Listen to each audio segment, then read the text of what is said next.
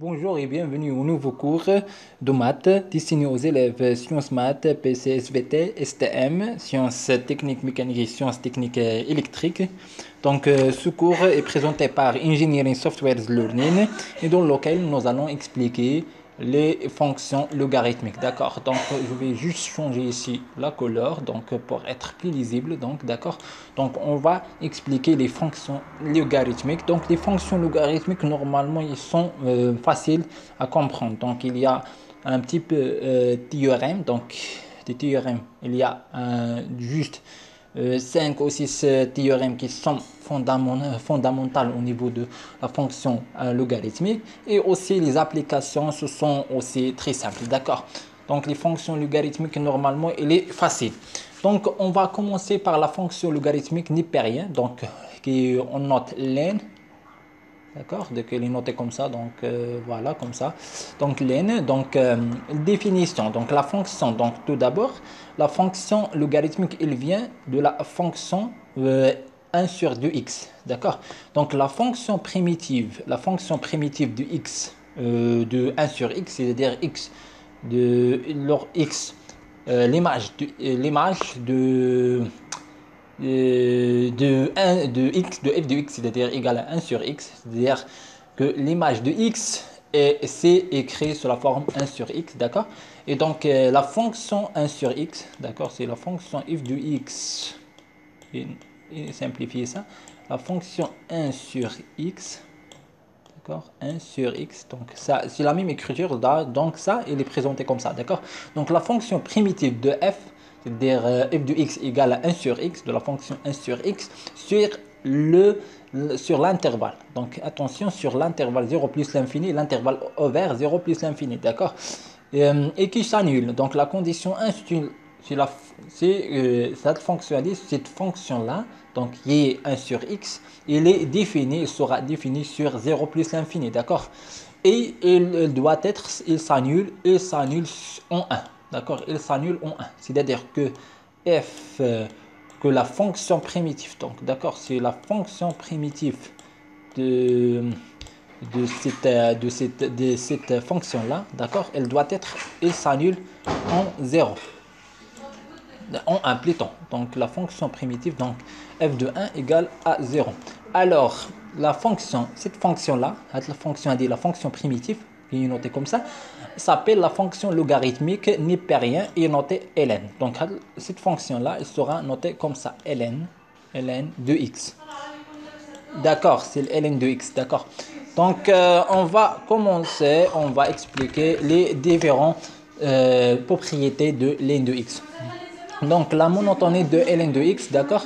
La monotonie de ln de x, la fonction ln est strictement croissante sur 0 plus l'infini, d'accord. La première chose à noter que la fonction ln de n est strictement croissante sur 0 plus l'infini. C'est-à-dire que, il sera déjà expliqué ici, c'est-à-dire la première chose ici, comme résultat, c'est-à-dire que quel que soit x et y appartient à 0 plus l'infini, d'accord, quel que soit x, y appartient à 0 plus l'infini, on a si la ligne ln de x il est inférieur à ln de y, d'accord, alors équivalence ici, d'accord, que ln de x il est inférieur à ln de y, d'accord, on a équivalence, ça il montre qu'il y a bijection, injection plutôt, il y a injection. Et aussi, on a bijection parce que on a une fonction, un théorème. Je vais juste faire un petit rappel comme ça. On a la fonction, ça, elle est continue, il est déjà continu.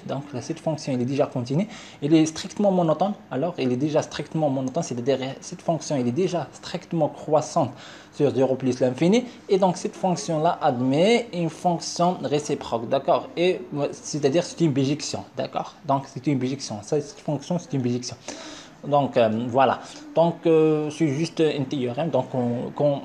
Un rappel au niveau de la fonction réciproque. Bon, je reviens, je dis que la fonction ln de x, ln de x c'est la fonction primitive de ça, d'accord. Ln de x c'est la fonction primitive, c'est-à-dire si je fais ln, la dérivabilité de ln de x, c'est-à-dire si je fais comme ça, la dérivabilité de cette fonction là, ln de x, ln de x, elle sera 1 sur x, d'accord. Voilà. Cette fonction-là, si la fonction, on dit que la fonction-là, donc je vais changer cette fonction-là qui est ici, donc, d'accord, cette fonction, c'est une fonction primitive de cette fonction-là, d'accord. Alors, donc, on a déjà que la fonction, on a déjà cette fonction-là, et c'est une fonction qui est strictement croissante, et il faut noter ça, c'est une fonction qui est strictement croissante sur 0 plus l'infini, et il faut noter aussi que la fonction ln de x est définie sur 0 plus l'infini, d'accord. Cette fonction est définie sur 0 plus l'infini et continue sur 0 plus l'infini et aussi strictement croissante sur 0 plus l'infini. Alors, la propriété 1, donc la première propriété, c'est qu'on a quel que soit x, y appartient à 0 plus l'infini, on a ln de x, il est inférieur à ln de y, et donc il donne, c'est-à-dire c'est une équivalence, que ln de x il est inférieur à ln de y, d'accord. On a, si ln de x, c'est ln de x égale à ln de y, d'accord, on a x égale à y. C'est une propriété qui vient de la résultat de strictement croissant, d'accord. Donc, alors, la deuxième propriété, on a, quel que soit x, c'est une propriété caractéristique qui sont reliées à ln de x, d'accord. Donc, quel que soit x appartient à 0 plus l'infini, et donc 0 plus l'infini, c'est le domaine définition de ln de x, d'accord. Donc, on a ln de x égale à 0, ln de x égale à 0, équivalent que x égale à 1, d'accord. C'est-à-dire que ln, c'est parmi une propriété, donc je vais noter ici, alors que ln de 1 égale à 0. Voilà, cette propriété, elle est comme ça, c'est la même chose que ça. Donc la deuxième, ln de x, il est toujours positif, d'accord. Ln de x, toujours positif, si et seulement si, d'accord, si et seulement si x, il est supérieur à 1. C'est-à-dire que si on a x, il est supérieur à 1, alors la fonction ln de x est positive. Et ln de x, il est négatif. Ln de x il est négatif si et seulement si on a ln de si et seulement si on a x il est entre 0 et 1.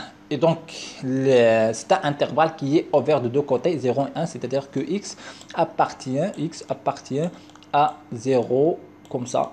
L'intervalle, c'est un intervalle qui est ouvert 0 et 1, d'accord. Donc le cas, donc 0 il n'est pas défini, donc ln de x n'est pas défini à 0, d'accord. Il faut juste noter ça, d'accord.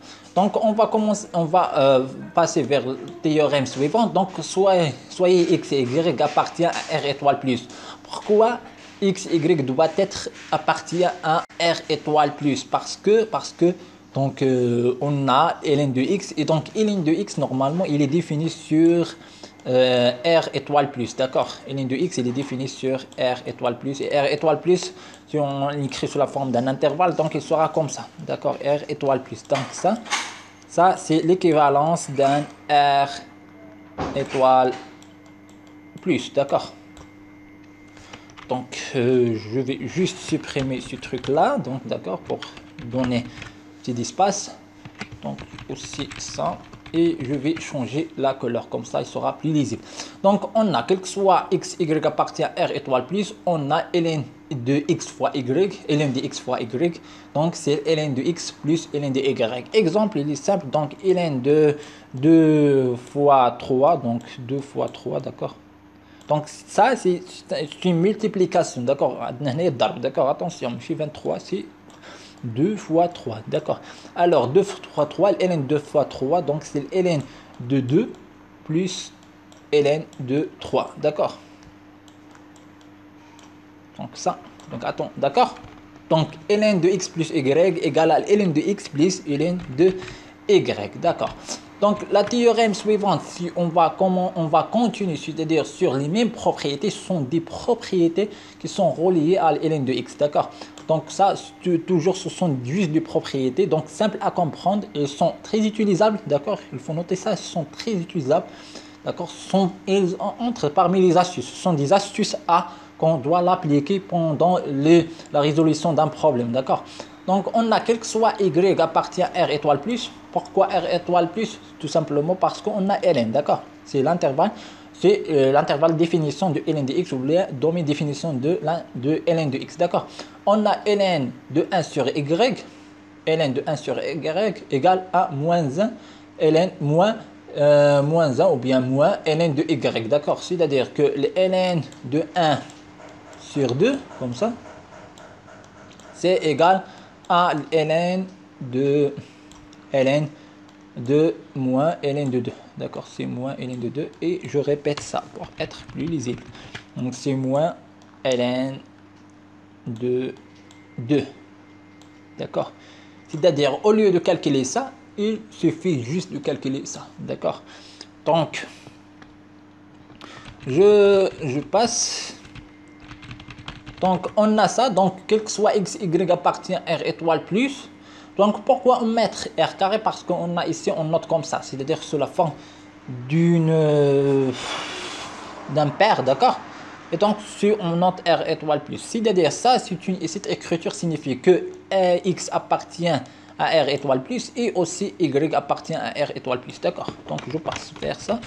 Donc, alors, on a ln de x sur y égale à ln de x moins ln de y. Et ça revient à appliquer cette notation. C'est juste si on remplacer à ça. C'est-à-dire, on va juste faire comme ça. Ln de x, y, c'est difficile à écrire ça. Ln de x, y, d'accord? C'est ln de x, je répète. Donc, ln de x sur y, d'accord? Donc, égal à ln de x fois 1 sur ln de y, d'accord? Et donc, maintenant, on va appliquer ça. Maintenant, on va appliquer cette propriété. Alors là, c'est ln, ça, égal, il sera égal à ln de x plus ln de 1 sur y, d'accord? Après, on va laisser ça comme ça. Donc, c'est ln de x. Et celui-là, donc ce terme-là, on va remplacer par ça. D'accord? Donc, ln de 1 sur y égale à moins 1 ln de y. Alors, c'est comme ça. Et on obtient le résultat qui est ça. D'accord? Donc, dorénavant, on peut utiliser de façon directement, d'aller directement. C'est-à-dire, si on a comme ça, alors on va utiliser cette relation, d'accord? Cette équitabilité, d'accord? Je pense. Alors, on va passer et on va faire le calcul, d'accord? Donc, je passe. Donc, par exemple, si je fais ln de, je sais pas, 3 sur 2, par exemple. Alors, ln de 3 sur 2, c'est ln de 3 moins ln de 2, d'accord? Ln de 2, d'accord. Donc, je passe quand même. Alors, on a ça, donc on a quel que soit n appartient à n étoile, quel que soit n appartient à n étoile, c'est-à-dire que n est un nombre entier naturel différent à 0, c'est-à-dire il commence par 1, 2, 3, 4, 5, etc., ainsi de suite. Et quel que soit x1, x2, xn appartient à 0 plus l'infini, sont des nombres réels qui appartiennent à ce intervalle-là. On a ça. C'est-à-dire ici, on va faire ln de x1, x2, x3, c'est la multiplication. C'est ln de x1 fois x2 fois x3 jusqu'à fois xn, alors égal à ln de x1 plus ln de x2 plus ln de x3, ainsi de suite jusqu'à la fin, d'accord? Jusqu'à xn. C'est-à-dire, un exemple simple, c'est-à-dire si j'ai fait ln de 2 fois 3 fois 4, par exemple, fois 5 fois 6, etc. Donc, il sera ln de 2 plus ln de 2 plus ln de 3 plus ln de 4, d'accord, sera comme ça. Donc si je fais ln de 2 fois 3 fois 4 fois 5 fois 6 fois 7 par exemple, alors il sera ici ln de 2 fois plus ln de 3 plus ln de 4 plus ln de 5 plus ln de 6 plus ln de 7, d'accord? Donc après, donc je supprime ça. Alors maintenant on a le quatrième, c'est on a Au niveau, on a ln de x à la puissance r, c'est-à-dire quel que soit r appartient à q, c'est l'ensemble des nombres rationnels, d'accord. Donc, quel que soit r appartient, donc le nombre rationnel s'écrit sous la forme a sur b, d'accord. Donc, a appartient à... Ça A appartient à Z et B appartient à N étoile, ou bien A appartient à N et, et B appartient à Z étoile, d'accord. Donc, et quel que soit X appartient à R étoile plus, quel que soit X appartient à R étoile plus, donc on a déjà expliqué ça. Donc, ln de X à la puissance R égale à R ln de X, d'accord. C'est ln de X à la puissance R, c'est égal à R ln de X. C'est-à-dire, par exemple, je change ici et je crée ici. Donc, c'est ln de x, je sais pas, x carré par exemple. Alors, ln de x carré, c'est ln, c'est 2 ln de x. D'accord. Pardon. Voilà. Donc, voilà, c'est ça. Il y a des propriétés qui sont simples. Alors, maintenant, je passe vers la deuxième page plutôt. Pardon. Donc, la théorème ici, donc, on a ce théorème, il est relié à la limite, et dans les limites de ln de x, on a les bornes de ln de x, donc on a 0, et on a plus l'infini. Ce sont l'intervalle de définition, ou bien domaine de définition de ln de x, d'accord, c'est 0 plus l'infini.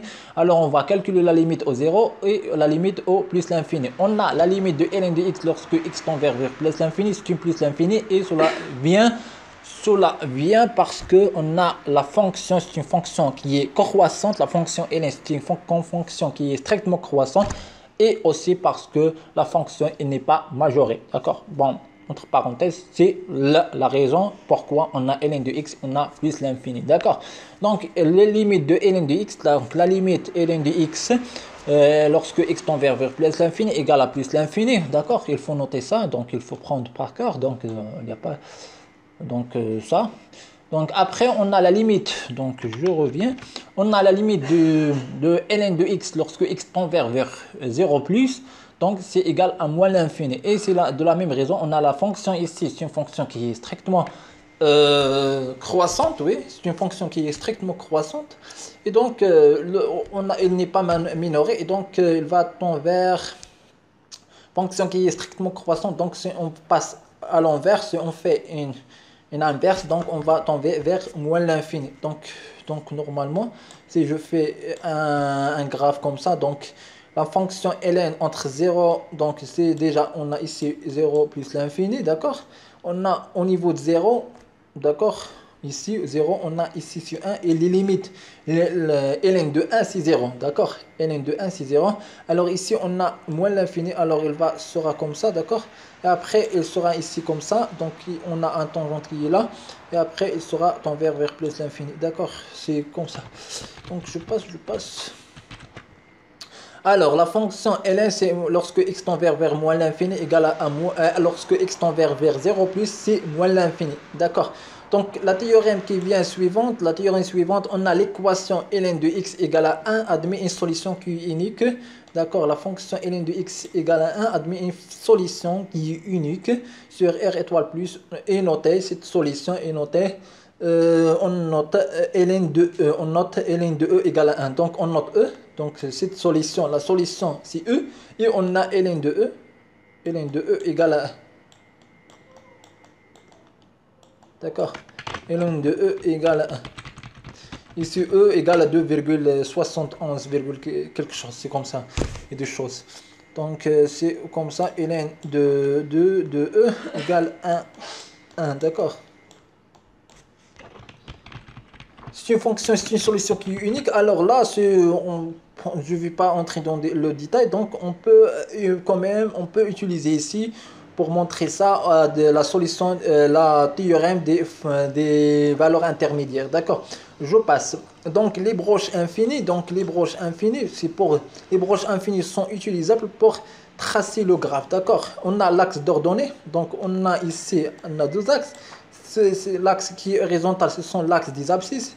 L'axe qui est vertical, c'est l'axe d'ordonnées, d'accord. Et on a l'axe d'ordonnées, c'est un asymptote, de la fonction ln de x, d'accord, l'axe d'ordonnées.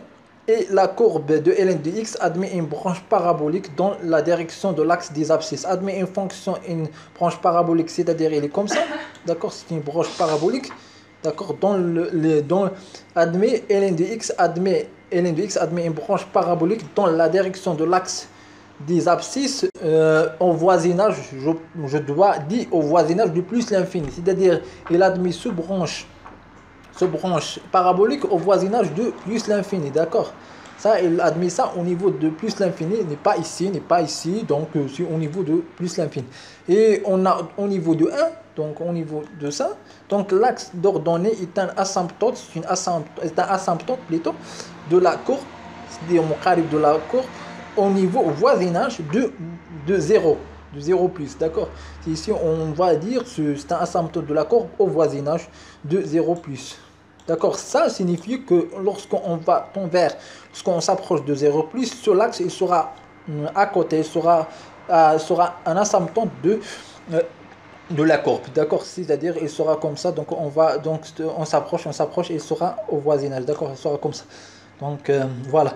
Donc après on a un théorème, donc ce théorème c'est très intéressant, donc les théorèmes de la fonction logarithmique, donc on a 4 théorèmes et tous les théorèmes sont très intéressants, d'accord. Donc ici c'est les limites importantes, donc ça on va les prendre par cœur, vraiment on va faire attention à ça, d'accord. On a la fonction lorsque la limite de ln de 1 plus h sur h, lorsque h tend vers 0, d'accord, donc égal à 1, d'accord. La limite de ln de x sur x moins 1, lorsque x tend vers 1, c'est égal à 1. Sont 1 et 2, c'est la même chose, juste on a fait un changement de variable, c'est-à-dire on a changé la forme de l'écriture, d'accord. Donc c'est la même chose. Donc ça, il faut prendre par cœur. Je répète ça. Donc ça, tu dois connaître. Donc il n'y a pas de solution, d'accord. Donc pour ne pas perdre le temps, donc des choses qui sont quand on l'utilise de façon directe, d'accord. Donc c'est pas la peine de montrer, de faire un calcul, etc., pour juste arriver à cette relation que l'autre étudiant il va l'utiliser de façon directe et après il va passer vers d'autres, il va passer au autre chose, d'accord. D'accord. Après, on a 3, donc la limite, on a déjà répété ça. Donc la limite de ln de x lorsque x tend vers plus l'infini, c'est moins l'infini. La limite de ln de x lorsque x tend vers plus l'infini, c'est plus l'infini. La limite de ln de x sur x lorsque x tend vers moins l'infini, c'est 0. Ça signifie que ln de x, il est presque négligeable dans x, d'accord. Donc c'est-à-dire que la x qu'il détermine, ici c'est x qu'il détermine la limite, d'accord.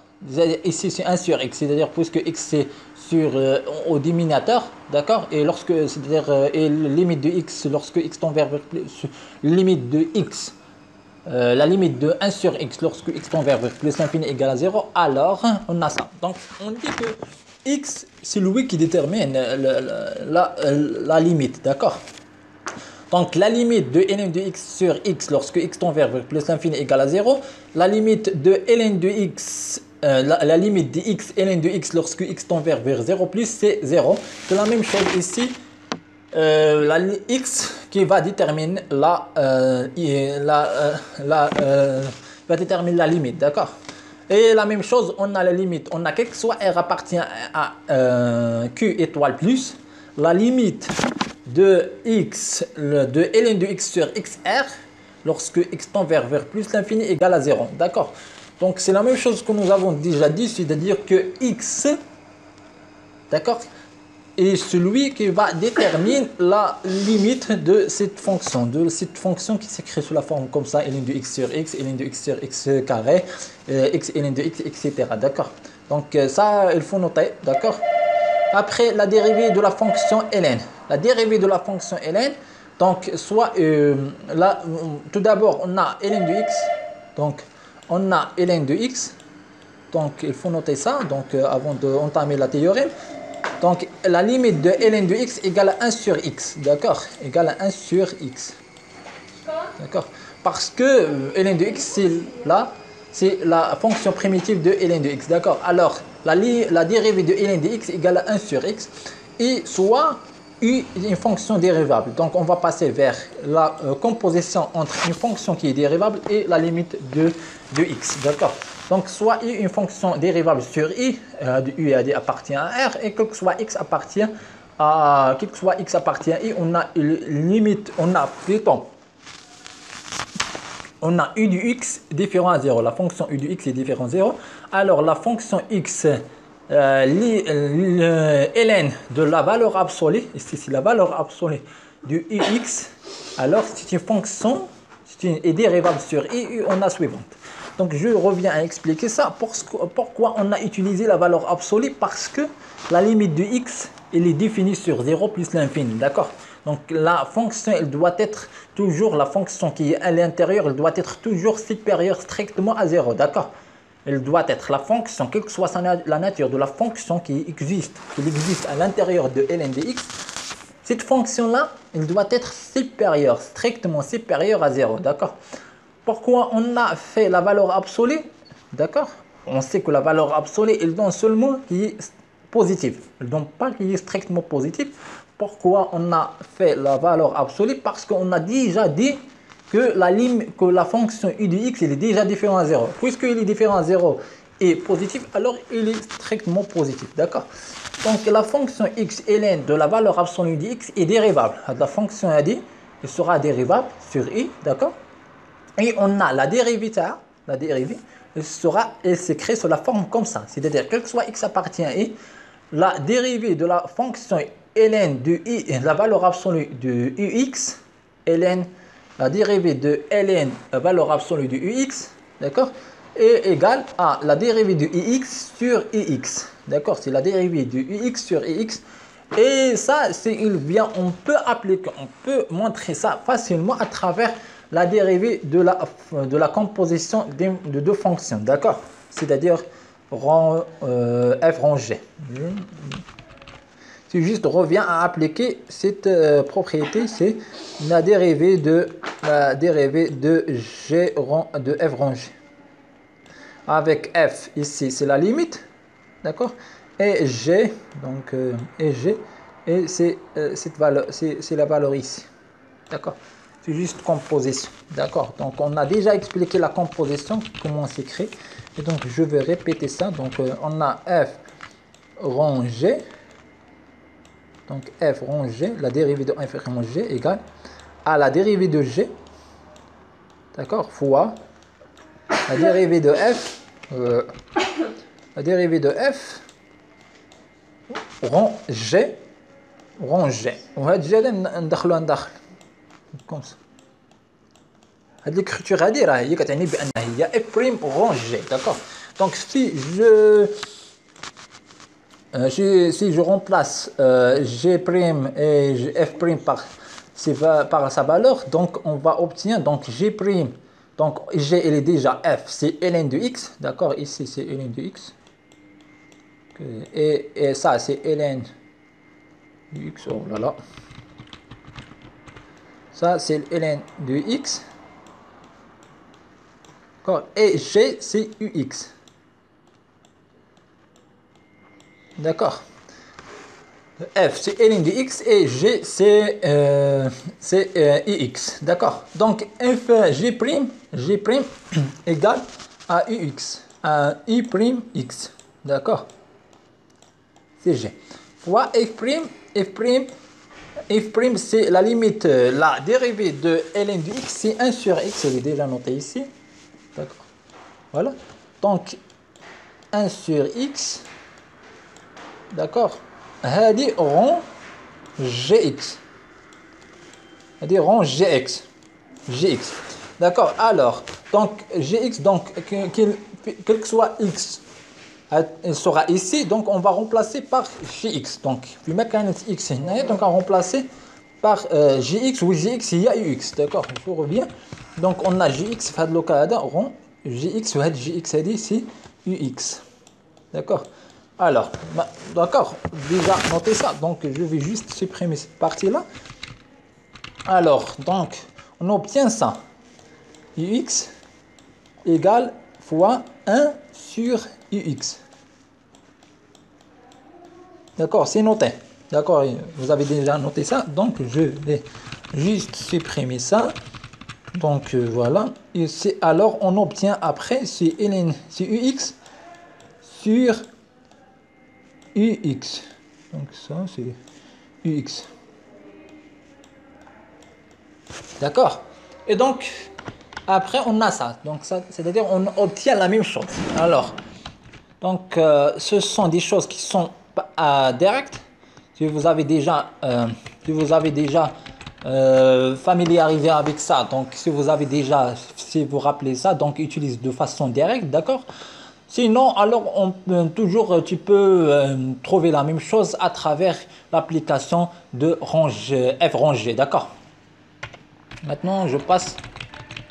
Donc, je dois passer. Donc, je contrôle Z. Donc, je passe vers la définition suivante. Donc, ici, la définition, soit i une fonction dérivable sur i, et quel que soit x appartient à x, on a x et les différents zéros. Alors, la fonction u sur u de x, d'accord, la fonction i' sur i, la fonction i' sur i, la fonction s'appelle la dérivée de la fonction ln de la valeur absolue du i. S'appelle la dérivée de la fonction ln u de i. D'accord. Et cette fonction-là s'appelle la primitive de cette fonction-là. D'accord.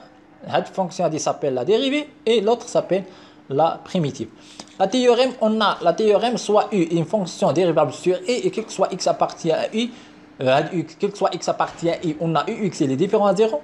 Les primitifs, d'accord, les groupes, on a l'ensemble des primitifs, donc les fonctions qui s'écrivent sous la forme comme ça, d'accord. Les primitifs de la fonction les primitifs de la fonction c'est-à-dire la primitive de la fonction ix prime sur ux sont écrits ou bien s'écrivent sous la forme suivante, d'accord, et s'écrit sous la forme suivante parce que déjà on a fait ça, on a expliqué ça au niveau de la théorème 1 de la fonction primitive, des fonctions primitives au cours de la fonction primitive. Donc dans le cours de la fonction primitive, la première théorème est celle-là, d'accord. Donc on a donc les fonctions, les dérivées, les primitives plutôt, les primitives de cette fonction s'écrivent sous la forme comme ça. Ce sont des ensembles, un ensemble des fonctions qui s'écrit sous la forme comme ça. D'accord, ce sont ln duel la valeur absolue du x plus lambda, et ce lambda appartient à R, c'est-à-dire c'est un nombre réel. D'accord. Donc, bien sûr, lorsqu'on va poser une condition, c'est-à-dire si je fais une condition, c'est-à-dire que la fonction hadi sera, par exemple, je vais le noter comme ça, grand F.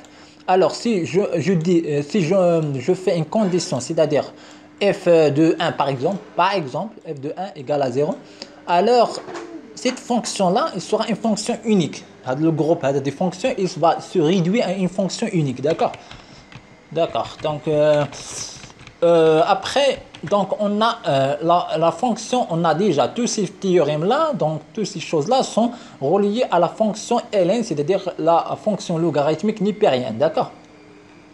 Donc on a aussi des fonctions log. Donc la plus courante, c'est on va log, c'est log. Donc alors le log c'est ln de x, log de x, c'est le log de x, c'est ln de x sur ln de 10, d'accord. On l'appelle c'est ln à base 10, d'accord. Alors on a les mêmes théoriques, les mêmes théorèmes Platon, on a les mêmes théoriques, c'est-à-dire les théorèmes que nous avons utilisés sur ln de x, ce sont les mêmes que nous avons utilisés sur le log de x, sont idem. C'est pourquoi c'est pas la peine de prendre ça, de répéter toutes les choses là, d'accord. Donc voilà, ce sont des choses qui sont essentielles pour faire des exercices reliés à la fonction logarithmique, donc à la fonction logarithme, que ce soit on a la fonction logarithmique népérienne qui est notée ln, ou bien la fonction log. Donc vous devez juste soit log, donc la fonction log est égale à ln de x sur 10, ln de 10, d'accord, c'est sur ln de 10, alors on a la même chose. Donc toutes les théorèmes là se répètent. Ah, ou bien on va, ou bien les ln de x, c'est-à-dire on a, soit on va travailler par ça, ou bien on va travailler par log de x, d'accord. Donc voilà, après on va expliquer la fonction exponentielle qui est la fonction réciproque de la fonction logarithme, d'accord. Voilà, merci et à bientôt.